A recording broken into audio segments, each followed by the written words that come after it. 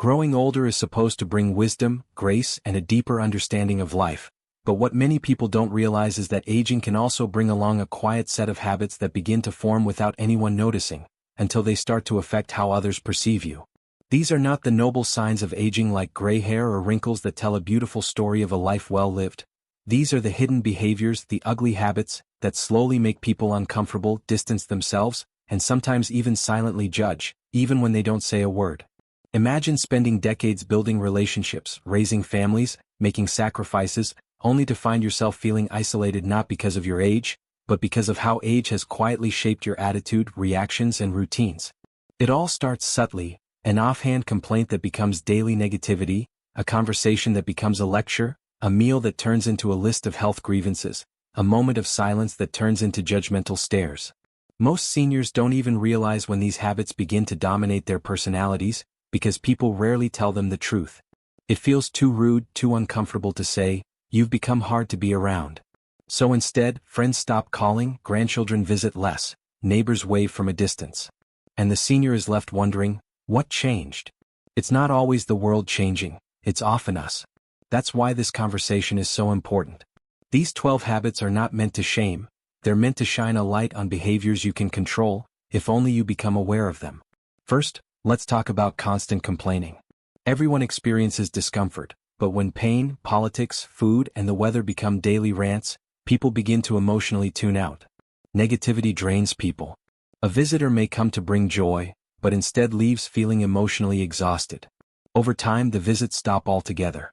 The second habit is interrupting or dominating conversations. Many older adults do this not out of malice but because they feel time is running out or they think their story matters more. But conversation is like a dance. It requires listening, silence, and curiosity about others. Interrupting breaks connection and makes others feel unimportant. Third, there's unsolicited advice. Seniors often feel the urge to guide the younger generation, but unsolicited advice, especially when repeated or delivered with superiority, can feel like control. It creates tension rather than gratitude. The fourth habit is clinging to outdated views. Opinions formed decades ago might not fit today's society. When older adults refuse to understand or respect changing norms, especially regarding gender, race, or culture, it alienates younger people. It gives the impression of being closed-minded, even if the intent is different. Then comes poor hygiene or careless appearance. It's uncomfortable to say, but it matters. Failing to bathe regularly, wearing stained clothes, or neglecting grooming may be forgiven once, but over time it creates discomfort. People may avoid hugs, keep conversations brief, or avoid in-person visits. Maintaining personal hygiene is not vanity, it's a form of respect, both for oneself and others. The sixth habit is oversharing about health problems. While it's important to talk about serious health issues when needed, turning every conversation into a detailed medical report makes others feel helpless and overwhelmed.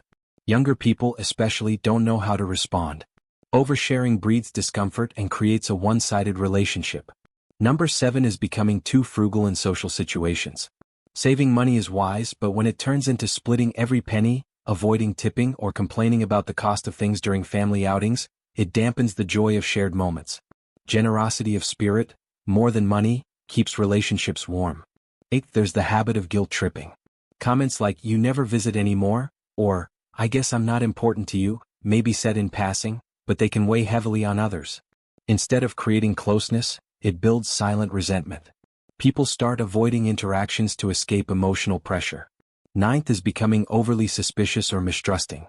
With age, some people become paranoid, thinking someone is trying to cheat them, talk behind their back, or take advantage of them. Constant suspicion poisons relationships, even with loved ones who have never given reason for mistrust. The 10th habit is hoarding or refusing to let go. Whether it's old furniture, expired food, or stacks of unused clothes, clinging to material things creates clutter, not just physically but emotionally. When adult children visit and find chaos instead of comfort, they pull away.